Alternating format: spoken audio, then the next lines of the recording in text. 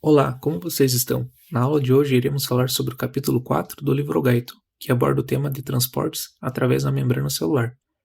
E por que precisa haver transporte de substância através da membrana celular? É simples, a célula é a nossa menor unidade funcional e estrutural. Ela precisa receber alimentos como oxigênio, glicose e outras substâncias. E também precisa excretar resíduos provenientes do seu metabolismo celular, como dióxido de carbono, entre outros. E para isso, é necessário que ocorra transporte dessa substância do líquido intersticial para dentro da célula ou do interior da célula para o líquido extracelular. Esse transporte ocorre através da membrana plasmática. Mas será que toda substância possui o mesmo processo de entrada e saída da célula? Para compreender isso, é necessário entender sobre a anatomia da membrana plasmática. Ela é uma membrana seletiva e é composta por uma bicamada lipídica, mais especificamente de fosfolípidos, que tem uma característica anfipática, ou seja, possui uma natureza polar, hidrofílica e apolar hidrofóbica. Resumindo, ela é impermeável à água. Mas então, como ocorre a passagem de água? Além dessa bicapa lipídica, a membrana possui algumas proteínas dispersas em sua estrutura, sendo elas proteínas de canais e proteínas transportadoras. As proteínas de canais formam um verdadeiro corredor e conectam o líquido intracelular com o líquido extracelular. Existem proteínas de canais que possuem comportas ou portões, ou seja, ficam fechadas e se abrem mediante a um estímulo que pode ser uma alteração de voltagem ou por um ligante químico, e também possuem proteínas de canais que ficam o tempo todo abertos e são conhecidas como poros. É através desses canais que a água consegue entrar e sair da célula. Já as proteínas transportadoras não geram um corredor conectando o líquido intracelular com o líquido extracelular. Elas funcionam como uma porta de banco, ou seja, sofrem mudanças conformacionais e sempre estão com o lado aberto para o líquido intracelular e fechado para o líquido extracelular, ou vice-versa.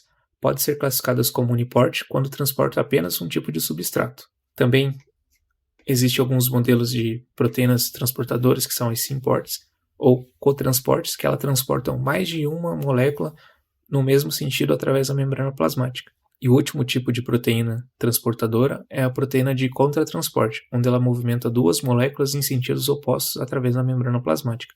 Agora que compreendemos o que é a membrana plasmática, podemos falar sobre os tipos de transportes que ocorrem diretamente através da membrana ou através de proteína, sendo basicamente dois processos, o de difusão e o de transporte ativo.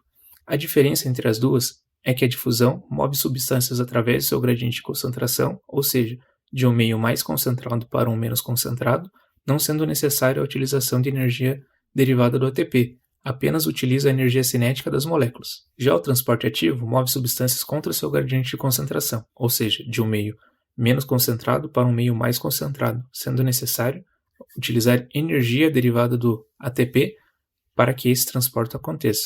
Nessa imagem, podemos observar os tipos de transporte através da membrana. Notamos que a difusão pode ser dividida em simples e facilitada, onde a difusão simples ocorre o transporte de substâncias diretamente através da membrana plasmática, sem que ocorra gasto de energia, seguindo um gradiente de concentração. Em alguns casos, a difusão simples pode ocorrer através de proteínas do tipo canal. Já a difusão facilitada acontece pelo uso de proteínas transportadoras. É um tipo de transporte que não gasta energia, pois segue o gradiente de concentração da substância. Já o transporte ativo é realizado através de proteínas transportadoras, mas agora é necessário utilizar energia derivada do ATP, pois nesse caso está sendo movimentado uma substância contra seu gradiente de concentração, ou seja, de um meio menos concentrado para um meio mais concentrado. Ele é dividido em transporte ativo primário e transporte ativo secundário. A difusão através da membrana é determinada por alguns fatores, como a lipossolubilidade da substância a ser transportada, bem como seu tamanho molecular e gradiente de concentração. Existem fatores que influenciam na velocidade da difusão através da membrana. São eles a diferença de concentração da substância dos dois lados da membrana e seu potencial ou gradiente elétrico, conhecido como potencial de Nernst. Vamos ver um exemplo de como a diferença de concentração influencia a velocidade da difusão. Nessa imagem temos duas células, onde vai acontecer um processo de difusão simples, ou seja, através da bicapa lipídica sem a utilização de proteínas. Note que a célula, o líquido extracelular, possui muito mais moléculas do que o líquido intracelular, ou seja, seu gradiente de concentração é alto. Fica nítido que a célula a velocidade de difusão é mais alta devido ao seu gradiente de concentração ser maior. Agora vamos ver com detalhes como ocorre cada um desses transportes. Use seu raciocínio para responder cada um deles. Está pronto? Então vamos lá.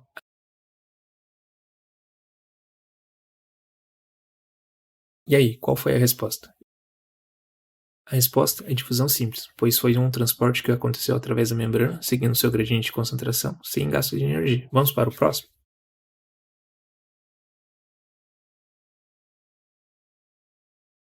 E aí, qual foi a resposta?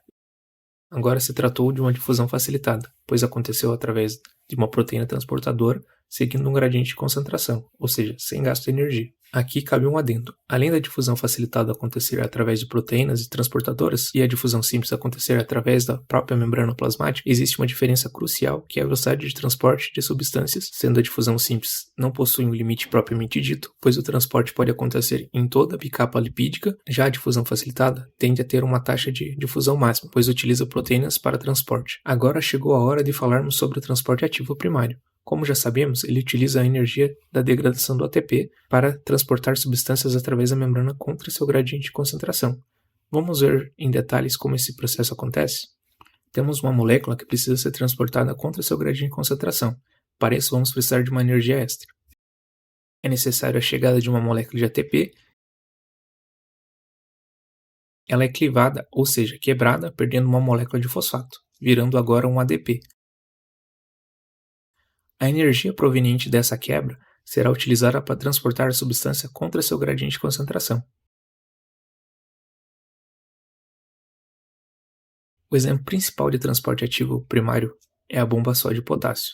Ela é importante para manter o gradiente eletroquímico adequado da célula e também o controle do volume do líquido intracelular. Vamos ver passo a passo como ela funciona. Vemos na imagem uma proteína transportadora, que recebe 3 moléculas de sódio que querem sair da célula, indo contra seu gradiente de concentração, pois temos muito mais sódio fora da célula do que dentro da célula. Para que isso ocorra, é necessário a chegada de uma molécula de ATP, que é clivada em ADP, gerando energia que causa uma alteração conformacional no canal, permitindo a saída de 3 moléculas de sódio e também ocorre a entrada de 2 moléculas de potássio para o interior da célula.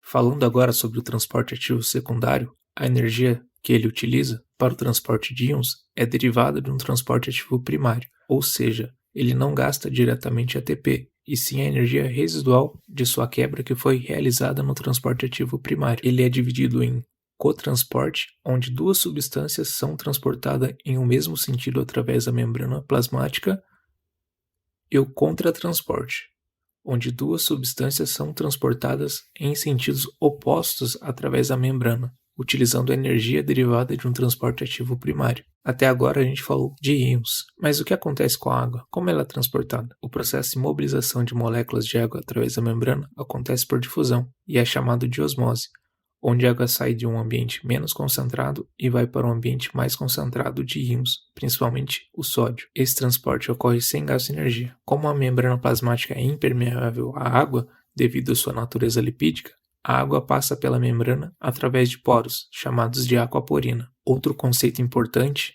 é o de pressão osmótica. Na imagem temos um recipiente com água, e no meio desse recipiente temos uma membrana semipermeável. Foi adicionado sódio em um dos lados do recipiente. Note como a água vai em direção a esse soluto, passando de um ambiente menos concentrado para um mais concentrado. Logo após, adicionou-se mais sódio. Mas notem como a água agora não consegue passar para o outro lado.